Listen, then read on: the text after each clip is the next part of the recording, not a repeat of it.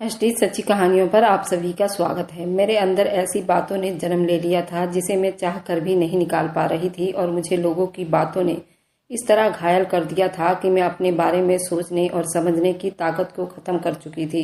इसलिए मैं अपने बारे में कुछ अच्छा सोच ही नहीं पा रही थी और ये सोच कर तय कर लिया था कि अब मेरे साथ कुछ अच्छा होने वाला भी नहीं है। जब माँ ने अपने बारे में मुझे बताया तो उस बात को भी मेरे दिमाग ने उल्टी दिशा में ले लिया था। मेरी माँ को इस बारे में पता नहीं था कि मेरी बच्ची मेरे इस बात को भी उल्टे मतलब में ले जाएगी। और अब मैं 18 साल की थी और मेरी शादी एक 21 साल के लड़के से तय हो रही थी, मगर मुझे एक 60 साल के बुढ़े से इश्क हो गया था जिसकी पहले 4 पत्नियां मर चुकी थीं। सब लोग कहते हैं कि उसकी चारों पत्नियां उसके अत्याचार की वजह से मारी गई हैं, मगर मुझे यकीन नहीं आया। मैंने उस बुड्ढे से शादी कर ली। शादी वाली रात बुढ़ा कमरे में आया तो उसके हाथ में ऐसी चीज थी जिसे देखकर मेरी आत्मा तक कांप कर रह गई थी। अब सुनिए मेरी पूरी कहानी। मैं अपने माँ बाप की इकलौती बेटी थी और पापा के देहांत के वक्त मेरी उम्र 18 साल की थी। मैं बहुत सीधी सादी लड़की थी। अगर मैं यूं कहूँ कि मैं तो बिल्कुल भगवान की गाय थी तो ये भी बात बिल्कुल गलत नहीं होगी। मेरी माँ ने मेरी परवरिश बहुत अच्छे तरीके से की थी और दोस्ताना माहौल में की थी। मेरे घर का इतना अच्छा माहौल था तो मुझे ज्यादा दोस्तियां करने के भी शौक नहीं था। मेरी 2 ही सहेलियां थी। मैं उनके घर भी आया जाया करती थी और वे अक्सर मेरे घर आकर खेला करती थी, मगर मुझे नहीं पता था कि मेरे रिश्तेदार कौन हैं, क्योंकि हमारे घर में कोई नहीं आता जाता था। एक दिन मैंने पापा से पूछा तो वह कहने लगे, अभी तुम अंधेरे में हो, तुम्हें कुछ नजर नहीं आएगा। जब मेरा देहांत हो जाएगा हर तरफ रोशनी फैल जाएगी, तुम्हें सब कुछ साफ साफ नजर आने लगेगी। पापा की ये बात सुनकर मैं बिल्कुल परेशान हो गई थी। आज तो बहुत धूप निकली थी, फिर न जाने वह ऐसी बातें क्यों कर रहे थे। मैंने पापा का हाथ पकड़ लिया और मैं बोली, पापा दिन का टाइम है, हर तरफ रोशनी है, फिर आप अंधेरे की बात क्यों कर रहे हैं। मेरी बात सुनकर पापा की आंखों में आंसू आ गए थे। वे कहने लगे, मेरी नजर कमजोर हो गई है, मुझे हर तरफ अंधेरा ही अंधेरा नजर आता है। पापा की बातें सुनकर मैं रोने लगी थी। मुझे ये सब अच्छा नहीं लग रहा था। पापा को थोड़ी तो दया आनी चाहिए थी। इस दुनिया में मेरे पापा के अलावा मेरा और मेरी मम्मी का था ही कौन। उन्होंने अपनी बेटी के सामने अपनी मौत की बात की थी।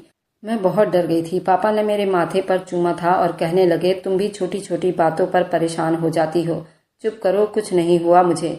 मैं रोती चली गई थी। पापा मुझे अपने साथ पार्क में ले गए थे। पार्क में जाकर मेरा दिल थोड़े समय के लिए तो बहल गया था, मगर पापा के कहे हुए शब्द जैसे मेरे दिमाग में छप कर रह गए थे। अब मैं हर टाइम अपने पापा की लंबी उम्र की प्रार्थनाएं करती थी। एक दिन मैंने अपनी सहेली संध्या से इस बारे में बात की तो उसने मुझे और ज्यादा डरा दिया था। वह कहने लगी, मरने वाले को पहले ही अपनी मौत के बारे में पता चल जाता है। मुझे तो लगता है तुम्हारे पापा अब ज्यादा दिन जिंदा नहीं रहेंगे। मैं तो अब फूट फूट कर रोने लगी थी। तब मैं बहुत छोटी सी थी, सिर्फ 5वीं क्लास में पढ़ती थी। पापा को इस बात का अंदाजा ही नहीं था। वह बात जो उन्होंने जज्बात में होकर मुझसे कही थी उसने मुझे किस तरह डरा दिया था। वक्त यूं ही बीतते गया और जब मैं 15 साल की हो गई तो एक दिन पापा को हार्ट अटैक आने की वजह से उनकी मौत हो गई थी। इस दुनिया में पापा के अलावा मेरा और मेरी माँ का था ही कौन। हम दोनों टूट कर रह गए थे। मोहल्ले वालों ने पापा के देहांत के बाद मोहल्ले के पंडित जी को उनके क्रियाक्रम के लिए बुला लिया था। पापा की अर्थी के पास बैठकर मैं बहुत रो रही थी और फूट फूट कर रोने लगी थी। मेरी माँ ने बाहर मंदिर में ऐलान करवा दिया था। थोड़े ही देर में बहुत से अजनबी चेहरे पापा की अर्थी के पास आकर बैठ गए थे और फूट फूट कर रोने लगे थे। मैंने मम्मी से पूछा, ये कौन लोग हैं। तब मम्मी ने एक बूढ़ी सी औरत की तरफ इशारा करके कहा, ये तुम्हारी दादी हैं। उनके साथ 2 औरतें और भी थीं। उनके बारे में मम्मी ने बताया कि वे दोनों तुम्हारी बुआ हैं। तब मुझे पता चला कि हमारे मोहल्ले के पीछे जो मोहल्ला था वहीं पर ये सब लोग रहते थे, मगर पापा की जिंदगी में उन्होंने कभी भी हम लोगों से मेल मिलाप नहीं किया था। वह तीनों एक दूसरे के गले लगकर रो रही थीं, जबकि मैं और मेरी माँ दूसरे को सहारा दे रही थी। मेरे पापा के क्रियाक्रम के बाद वह औरतें वापस चली गई थी। तब पापा के शब्द मेरे कानों में गूंज रहे थे। उन्होंने ठीक ही तो कहा था कि अभी बहुत अंधेरा है, पापा की मृत्यु के बाद मुझे रास्ता नजर आ जाएगा। ऐसे टाइम मोहल्ले वालों ने हमारा बहुत साथ दिया था। तीसरे दिन वे तीनों औरतें फिर से हमारे घर आ गई थी। मेरी दादी फूट फूट कर रोती जा रही थी और साथ साथ ये भी कह रही थी, अच्छा होता अगर दीपक अपनी बेटी की शादी अपनी जिंदगी में करके चला जाता। एक तो इतना बेढंगा सा शरीर, ऊपर से काली, न जाने इसका कहाँ रिश्ता होगा और कौन इससे शादी करेगा। लड़की जरूर तुम्हें बदनाम करके रख देगी। मैं ये बातें सुनकर बहुत परेशान हो जाती थी। तब मम्मी मेरे सर पर हाथ रखकर कह देती, ऐसे लोगों की बातों को सर पर सवार नहीं करते। मेरे दोनों बुआ मुझे देखकर मुंह बना लेती थी। मुझे उनसे बहुत डर लगने लगा था। मैं चाहती थी वो बस जल्दी से हमारे घर से चली जाए, मगर वे अब बार बार हमारे घर आती जाती रहती थी। वे अक्सर कहती, ये लड़की तो शक्ल से ही खतरनाक लगती है, ऐसे लगता है हमारे बेटे का नाम खराब करके रखेगी। एक दिन मेरी दादी मेरी मम्मी से कहने लगी, अपनी बेटी की शादी जिस तरह जल्दी हो कर दो। मैं नहीं चाहती हूँ कि मेरे बेटे का नाम खराब हो। मम्मी बहुत दिनों तक ये सब बर्दाश्त करती रही। अब उनकी भी बस हो गई थी। वे कहने लगी, मेरे पति ने अपनी बेटी की परवरिश बहुत अच्छी की है, आपको फिक्र करने की जरूरत नहीं। जब आप मेरे पति के जीते जी हमारे घर नहीं आई तो अब क्यों आती जाती हैं? मम्मी की बात सुनकर तो उन तीनों ने मेरी माँ पर हमला कर दिया था। उन्होंने मेरी माँ को बहुत सी बातें सुनाई थी। मम्मी रोने लगी थी, फिर वे तीनों उठकर चली गई। तो मैं बोली, मम्मी मेरी दादी ने मुझ पर ऐसी कौन सी कमी देख ली है जो कहती हैं कि मैं अपने बाप का नाम खराब कर दूंगी? मम्मी ने मेरे सर पर हाथ रख दिया और बोली, तुम लोगों की बातों को दिमाग पर सवार मत किया करो। तुम्हारे पापा की तुम्हारी दादी से और बुआ लोगों से नहीं बन सकी तो हमारे से क्या बनेगी? मुझे उम्मीद है कि आज के बाद हमारे घर वे लोग कभी नहीं आएंगे। मम्मी की बात सुनकर मेरे दिल को तो तसल्ली हो गई थी। मम्मी की बात सच साबित हुई थी। उस दिन के बाद ना तो कभी दादी हमारे घर आई थी और ना ही बुआ लोग। मगर अब कुछ अजीब सा होने लगा था। हमारे घर के मोहल्ले की औरतों ने भी आना जाना हमारे घर छोड़ दिया था। मेरी सहेलियां भी हमारे घर नहीं आती जाती थी। एक दिन मैंने मम्मी से इस बारे में बात की तो वह कहने लगी, तुम खुद अपनी सहेलियों के घर चली जाया करो। मेरी सहेलियों का घर हमारे घर से पास ही में था। मैं अकेले ही चली गई थी। मैंने उसके घर के दरवाजे पर जा पहुंची थी। उसकी माँ ने दरवाजा खोला था। मैंने उनको नमस्ते की और उनके पाँव छुए और कहा, आंटी बरखा कहाँ है? वह इतने दिनों से हमारे घर क्यों नहीं आती जाती? आंटी दरवाजे के सामने ही जमकर खड़ी हो गई थी। वह बोली, बरखा अब तुम्हारे घर कभी नहीं जाया करेगी। तुम दोनों की दोस्ती खत्म हो गई है। मैं बहुत हैरान हुई। बोली, आंटी आप ये क्या कह रही हैं? ऐसा भी क्या हो गया है? आंटी ने मुंह बना लिया और बोली, हम शरीफ लोग हैं, हमारे पास इज्जत के सिवा कुछ भी नहीं है। मेरी बेटी तुम्हारे साथ रहेगी तो वह भी बदनाम हो जाएगी। मेरी आंखों में आंसू आ गए थे। मैं बोली, आंटी भगवान ना करे आप ये कैसी बातें कर रही हैं?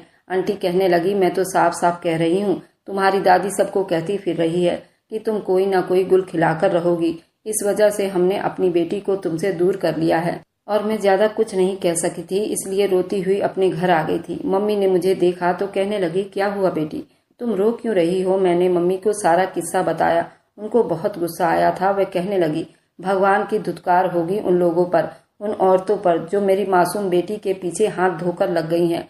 मैं बहुत उदास रहने लगी थी। पापा के देहांत के बाद मोहल्ले वालों ने माथे पर आंखें रख ली थी। हम दोनों माँ बेटी बिल्कुल अकेली रह गई थी। मुझे किस जुल्म की सजा मिल रही थी जो मैंने कभी किया भी नहीं था। मुझे तो इन बातों की इतनी समझ भी नहीं थी। खैर मम्मी अब हर टाइम परेशान रहने लगी थी। हम दोनों घर में ही कैद होकर रह गई थी। यूं ही वक्त गुजरता चला गया था।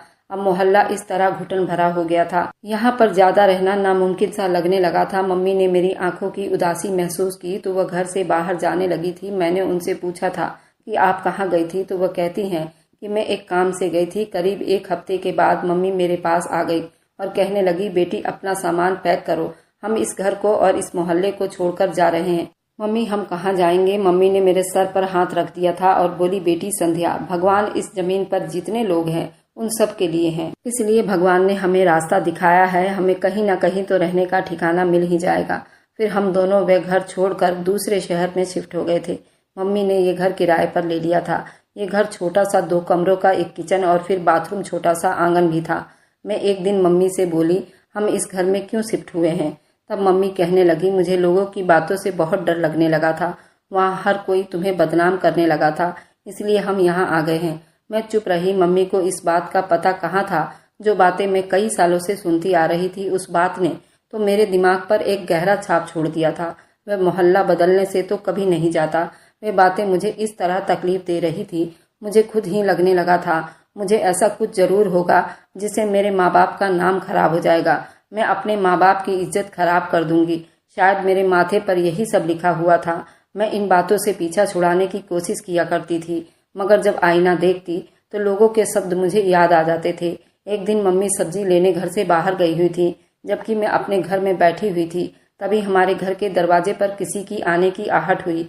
मैंने ये सोचकर दरवाजा खोल दिया, शायद मम्मी आई होंगी, मगर सामने तो जाना पहचाना चेहरा खड़ा था। हम नए इलाके में आए थे, यहाँ पर सिर्फ एक ही आदमी था जिसको हम जानते थे और वे हमारा मकान मालिक था। वह मेरी तरफ देखकर मुस्कुराने लगा, बोला, गुड़िया तुम्हारी माँ कहाँ है? मैं बोली, वह तो घर पर नहीं है, बाजार तक गई हुई हैं, आप अंदर आ जाइए। मकान मालिक नामे सिर हिलाया और बोला, नहीं, जब तुम्हारी मम्मी आ जाएंगी तो मैं फिर से चक्कर लगा लूंगा। मैं बोली कि आपको दोबारा परेशानी उठानी पड़ेगी, मम्मी बस आने ही वाली होंगी, तब तक मैं आपके लिए चाय पानी का इंतजाम कर दूंगी। मकान मालिक कहने लगा, जीती रहो बेटी। उसने मेरे सर पर हाथ रखा और वापस चला गया। मुझे उसका ये अंदाज बहुत अच्छा लगा था। पापा के देहांत के बाद ये पहला आदमी था जिसने इतनी इज्जत से बात की थी। मम्मी जब आई तो मैंने उनको सारी बात बता दी थी। मम्मी मुस्कुराने लगी और बोली, अच्छे दिल के लोग ऐसे ही होते हैं, जब बेटियां घर में अकेली होती हैं तो वह घर में नहीं आते, और तुम भी किसी को भी घर में आने की परमिशन मत दिया करो। फिर मम्मी कहने लगी, 1 महीना हो गया है, वे शायद किराया लेने आए होंगे। मैं बोली, आप हर महीने का किराया कहाँ से दोगी? हमारा गुजर बसर कैसे होगा? मम्मी कहने लगी, तुम अपने छोटे से दिमाग पर ज्यादा जोर मत दिया करो। मैंने पहले वाला घर बेच दिया है जिसमें हम पहले रहा करते थे। वे पैसे मैंने बैंक में जमा कर दिया है। हमारे पास अच्छा खासा बैंक बैलेंस है, यहाँ तक कि मैं तुम्हारी शादी भी अच्छे तरीके से कर सकूंगी। तुम अब 18 साल की होने वाली हो। मैंने तुम्हारे लिए एक लड़का भी पसंद कर लिया है, उसकी उम्र 21 साल की है। वह बहुत अच्छा लड़का है, तुम्हारी शादी उससे कर दूंगी। मैं मम्मी की बात सुनकर शर्मा गई थी। अब मुझे अपनी शादी का ख्याल आने लगा था। वह दिन कैसा होगा जब मैं दुल्हन बनूंगी, न जाने मेरा दूल्हा कैसा होगा। पढ़ाई तो मेरी अधूरी रह गई थी, हालात ही कुछ ऐसे बन गए थे कि आगे पढ़ाई नहीं कर सकी थी। अब मैं चाहती थी कि मेरी शादी हो जाए। इस नए इलाके में हमारा किसी के घर भी आना जाना नहीं था। मैं घर में पड़ी सारा दिन बोर हो जाती थी। एक दिन हमारे घर पर फिर से किसी की आने की आहट हुई तो मम्मी ने ही दरवाजा खोला था। मकान मालिक हमारे घर आया था। वह कहने लगा, मैं अपने घर की खिड़कियों की मरम्मत करवाना चाहता हूँ, ये खराब हो गई हैं। मम्मी ने परमिशन दे दी थी। अब इस काम की वजह से मकान मालिक को भी मजदूरों के साथ हमारे घर आना जाना पड़ता था। एक दिन मम्मी कहने लगी, भाई साहब आप ना आया करें, मजदूर अपना काम करके चले जाएंगे, इस तरह आपको परेशानी नहीं होगी। मकान मालिक कहने लगा, बहन ऐसे अच्छा नहीं लगता, आप घर में अकेली औरत होती हैं, आप मेरे घर में रह रही हैं, मेरी जिम्मेदारी है और आजकल लोगों पर मुझे बिल्कुल भी भरोसा नहीं है, इसलिए मुझे साथ आना जाना ही पड़ेगा। मुझे मकान मालिक की सोच बहुत अच्छी लगी थी। मम्मी कहने लगी, यह आदमी बहुत ही भला आदमी लगता है। एक दिन मजदूर के जाने के बाद मम्मी ने उन्हें चाय पर बुला लिया था। मैं चाय लेकर गई थी तो मकान मालिक कहने लगा, कौन सी क्लास में पढ़ती हो बेटी? मैंने नाम में सिर हिला दिया और सोफे पर बैठ गई। मैंने उन्हें अपनी सारी दर्द भरी कहानी सुना दी थी। मैं बोली, पापा के देहांत के बाद हमारे रिश्तेदारों ने ऐसे हालात पैदा कर दिए थे, उनकी वजह से मेरी पढ़ाई भी अधूरी रह गई थी, हमें अपना इलाका भी छोड़ना पड़ा था। मकान मालिक कहने लगा, हाँ ऐसा ही होता है, कभी कभार हमें अपने इतने दुख देते हैं कि इंसान ने कभी उस चीज़ की उम्मीद भी नहीं की होती। मकान मालिक कहने लगा, मेरा नाम रामलाल है, मैं अपने ही लोगों की बातों का ही डसा हुआ हूँ। मैंने अपनी पसंद की शादी की थी। मैं अपनी पत्नी से बहुत मोहब्बत करता था, उसके खातिर जान भी देने को तैयार था, मगर फिर हमारे रिश्तेदारों से हमारी जोड़ी बर्दाश्त नहीं हुई और हम दोनों के बीच में फूट डाल दी थी, जिसका नतीजा बहुत भयानक निकला था। मैं आज भी वह सब कुछ सोचता हूँ तो दिल दहल जाता है। मैं आज 60 साल का हो गया हूँ, मगर आज तक मुझे सच्ची मोहब्बत नहीं मिली। फिर वह कहने लगा, तुम जिस किसी से भी शादी करना उसके साथ अच्छे से निभाना, मोहल्ला जैसा भी हो, तुम हमेशा अपने पति का साथ निभाना। फिर मकान मालिक हमें अपना मोबाइल नंबर दिया और मम्मी से कहने लगा, जब भी किसी चीज़ की कोई ज़रूरत हो तो मुझे जल्दी से मैसेज कर दीजिएगा, मैं आपकी मदद करने की कोशिश करूँगा। मैं मकान मालिक के बारे में सोचने लगी थी, न जाने रामपाल में ऐसा क्या था, मैं चाह कर भी उसे अपने दिमाग से झटक नहीं पा रही थी। रात हुई तो बारिश बरसने लगी थी। मम्मी तो सारे दिन की थकी हुई जल्दी से सो गई थी, जबकि मुझे नींद नहीं आ रही थी। मुझे पापा की बहुत ज़्यादा याद आ रही थी। जब बारिश होती थी तो हम तीनों मिलकर बहुत एंजॉय किया करते थे। मम्मी मेरे लिए पकोड़े बनाती थी, हम तीनों मिलकर खाते थे और बहुत सी बातें करते थे। मेरी सहेलियां भी अक्सर हमारे घर आया जाया करती थी। पापा हर दिवाली पर मुझे पैसे देते और कहते, अपनी दोस्तों के लिए गिफ्ट ले लो। हम एक दूसरे को गिफ्ट दिया करते थे। मेरे दोस्तों के माँ बाप मुझे बहुत प्यार करते थे, मुझे अपनी बेटी कहा करते थे, मगर फिर अचानक ही सब कुछ खत्म हो गया था। मेरी दादी और बुआ मिलकर हमारी जड़ें काटती थी। मैं यही सब सोचकर रोने लगी थी। तब मुझे रामलाल अंकल की याद आ गई थी। मुझसे उम्र में बहुत ज़्यादा बड़ा था। वह तो मेरी मम्मी से भी बड़ा था, मगर उस बुढ़े की बातों से मुझे सुकून मिल जाता था। मैं यही सोचकर उसे मैसेज कर दिया करती थी। मैंने रामलाल को बताया, मैं बहुत ज़्यादा उदास हूँ, मैं अपने पापा को बहुत याद करती हूँ। वह कहने लगा, मेरा भी यही हाल है, मैं भी अपनी पत्नी को बहुत याद कर रहा हूँ। हम दोनों की हालत एक जैसी है। हम दोनों आपस में बातें कर रहे थे। रात ऐसे ही बीत गई थी और मुझे पता भी नहीं चला था। जिंदगी में पहली बार मैंने किसी के साथ रात भर जागकर बातें की थी। सुबह पूजा आराधना के टाइम में उठी थी, मम्मी मेरे पास ही बैठी हुई थी, इसलिए मैंने जल्दी से मोबाइल छुपा दिया था। मम्मी कहने लगी, क्या हुआ, तुम अभी तक जाग रही हो, क्यों? मम्मी, दादी ने हमारे साथ जो भी कुछ किया, मैं चाह कर भी उसे भुला नहीं पा रही हूँ। आखिर हमने उनका क्या बिगाड़ा था? वह हमारी इतने दुश्मन बन गई थी। मम्मी की आंखों में आंसू आ गए थे। वह कहने लगी, संध्या बेटी, मैंने ये बात तुमसे हमेशा छुपा कर रखी थी। मैं नहीं चाहती थी कि तुम मेरे बारे में कुछ गलत सोचो। मैंने अपना पाप सबसे छुपाया हुआ था। असल में मैंने और तुम्हारे पापा ने घर से भागकर शादी की थी। तुम्हारी दादी अपनी सहेली की बेटी को अपनी बहू बनाना चाहती थी, मगर वह तुम्हारे पापा को बिल्कुल भी पसंद नहीं थी। तुम्हारे पापा ने अपने घर वालों से मेरे बारे में बात की थी। तुम्हारी दादी और बुआ नहीं मान रहे थे और ना ही मेरे घर वाले मान रहे थे। इसी मजबूरी में हमने भागकर शादी कर ली थी। तुम्हारे पापा ने मुझे अपने घर में ले गए। तुम्हारी दादी ने मेरे मुंह पर थप्पड़ मार दिया और खड़े खड़े ही हमें घर से निकाल दिया था। फिर तुम्हारे पापा ने दूसरे मोहल्ले में एक घर खरीदा और हम लोग वहां पर रहने लगे थे। मोहल्ले वालों से भी दोस्ती हो गई थी और सब कुछ बहुत अच्छा चल रहा था। मगर तुम्हारे पापा के देहांत के 3 महीने पहले ही ये सब लोग हमारे इसी मोहल्ले में आकर बस गए थे। मुझे क्या पता था कि ये लोग फिर से हमारा घर बर्बाद कर देंगे। उन्होंने तो हमारे साथ ऐसा किया जो कोई दुश्मन भी नहीं कर सकता। मम्मी की बातें सुनकर मैं दंग रह गई थी। मुझे पता नहीं था कि मेरी मम्मी ने घर से भागकर शादी की थी। खैर, मैंने इस बात को भुलाने की कोशिश की थी। अब रामपाल अंकल रोज हमारे घर आने जाने लगा था। अब मुझे उनसे मोहब्बत होने लगी थी। मुझे वो बहुत अच्छा लगने लगा था। मैं उसके बारे में सोचती रहती थी। मम्मी से चोरी चुपके उसके साथ बातें किया करती थी। कुछ साल के बाद ही मुझ पर इश्क का भूत सवार हो गया था। मैं तो रामपाल से मोहब्बत करने लगी थी और शादी करना चाहती थी। मैं उम्र के फर्क को भुलाकर उसे मोहब्बत देना चाहती थी जिसका वह हकदार था। मैंने अपनी मोहब्बत का इजहार जब रामपाल से किया था, वह कहने लगा, ये ठीक नहीं है, तुम अभी बहुत छोटी हो। मैं बोली, मुझसे शादी कर लो, नहीं तो मैं मर जाऊंगी। वह बूढ़ा रामपाल मान गया था। मगर सबसे मुश्किल काम मेरी माँ को मनाना था। मम्मी को जब इस बात का पता चला तो वह हैरान रह गई। उन्होंने मेरे मुंह पर थप्पड़ मारा था। मैं फूट फूट कर रोने लगी थी। मैं बोली, मम्मी, अगर आपने मुझे और रामपाल को जुदा करने की कोशिश की तो मैं भी वही सब करूंगी जो आपने अपनी जवानी में किया था। आपको पता होना चाहिए कि टाइम अपने आप को दोहराता है। शायद आपके लिए ये सब दोबारा देखना होगा। मम्मी मेरी धमकी सुनकर डर गई थी। वह फूट फूट कर रो रही थी कि मैं हर वक्त मम्मी पर दबाव डालती रहती थी।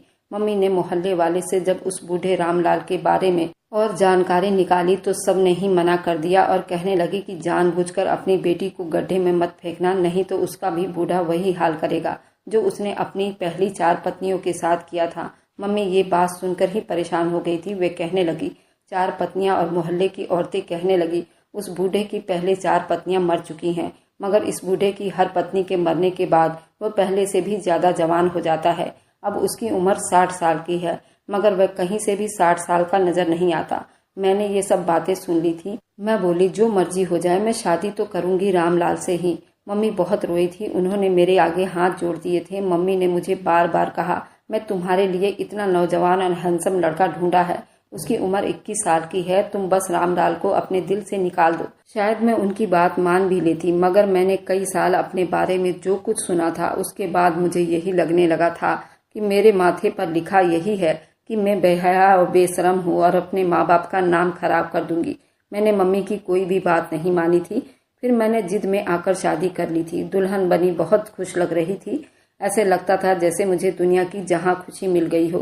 थोड़ी देर के बाद रामलाल कमरे में आया और बोला, तुझे मालूम है कि मैं जवान क्यों नजर आता हूँ? क्योंकि मेरी 4 पत्नियां मेरा बहुत ख्याल रखती थी, अब तू भी उनसे कुछ सीख ले। ये कहता उसने बिस्तर की चादर खींची।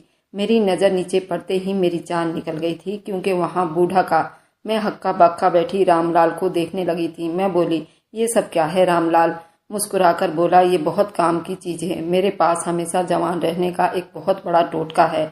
इस सांडे के तेल को अगर कोई जवान लड़की अपने हाथों से मालिश करे, इस तेल में शहद और कई जड़ी बूटियां मिलाकर हर रात अपने पति की जिस्म की मालिश करेगी तो वह मर्द जवान रहेगा। मेरी चारों पत्नियां लेप लगाकर मालिश किया करती थी और देखो मैं आज भी जवान हूँ। तुम भी मेरे लिए ये सब करोगी। रामलाल ने मुझे सांडे का तेल लाकर दिया था और बोला, तुम अपना काम शुरू कर दो। मैं उसके व्यवहार को देखकर हैरान रह गई थी। मैं बोली, रामलाल आप ये क्या कर रहे हैं? मैं नई नवेली दुल्हन हूँ, मेरे भी कुछ अरमान हैं। रामलाल ने मेरा हाथ झटक दिया और बोला, तुम्हें अपने अरमान पूरे करने के लिए पूरी जिंदगी पड़ी है। मुझे यकीन नहीं आ रहा था ये वही बुढ़ा रामलाल था जो मैसेज पर इस तरह खूबसूरत बातें किया करता था। अब यूं ही मेरी सारी रात मुश्किलों में गुजरने लगी थी। मुझे कहाँ इतने काम करने की आदत थी। मैं सारी रात उस सांडे के तेल को कई जड़ी बूटियों से बनाया करती थी। मेरे हाथों में छाले बन चुके थे।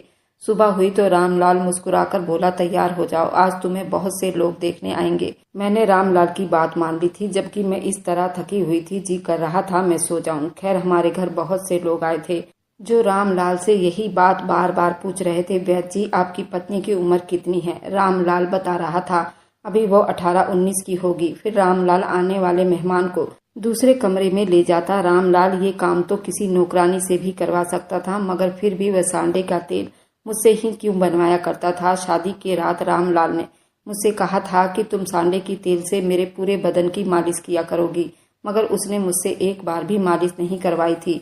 अब हर रात रामलाल मुझसे यही काम करवाता। पहले पहले तो मैंने उसकी मोहब्बत में ये सब किया करती थी, मगर अब मैं थकने लगी थी, इसलिए मैंने रामलाल से खूब झगड़ा किया। मैं ये सब नहीं कर सकती थी। रामलाल कहने लगा, तुम्हें डिवोर्स दे दूंगा। मैं डर गई थी, इसलिए चुपचाप उसका कहना मानती रही। सोचने पर मजबूर हो चुकी थी, आखिर रामलाल इतने ढेर सारे सांडे के तेल का क्या करता है। मैंने अब सोच लिया था ये राज में जान कर रहूंगी। एक दिन हमारे घर एक आदमी आया तो रामलाल उसे दूसरे कमरे में ले गया। मैं चुप कर उन दोनों की बातें सुनने लगी थी। रामलाल बोला, ये तेल मैंने अपनी 18 साल की पत्नी से बनवाई है। तुम इसको इस्तेमाल करने से बहुत जल्द जवान हो जाओगे। और वह आदमी बहुत खुश हुआ और ढेरों पैसे रामलाल को दे गया था। मुझे रामलाल पर शक हो गया था, इसलिए मैंने छानबीन करवाई थी। पता चला कि रामलाल एक नंबर का फ्रॉड था। अपने इलाके में वैद्य जी के नाम से मशहूर था। वह जानबूझकर कम उम्र की लड़कियों को अपने चिकनी चुपड़ी बातों में फंसाकर उनसे शादी कर लेता था। फिर लोगों से कहता कि मेरी कम उम्र की पत्नी इस सांडे के तेल को बनाती हैं। इस तेल को लगाने से कोई भी जवान हो सकता है, जबकि वह खुद जवान नजर आने के लिए प्लास्टिक सर्जरी करवाया करता था। उसकी पिछली 4 पत्नियां भी उसकी इन्हीं हरकतों से तंग आकर भाग चुकी थीं और उसने झूठा मशहूर कर दिया था वह मर गई है। वह लोगों को धोखे देकर दोनों हाथों से पैसे लूट रहा था। मैं ये सब जानकर बहुत शर्मिंदा हो गई थी। मैंने अपनी मम्मी से बात किया। उन्होंने मुझसे कहा कि तुम वापस आना चाहती हो तो आ जाओ, तुम्हें स्वीकार कर लूंगी।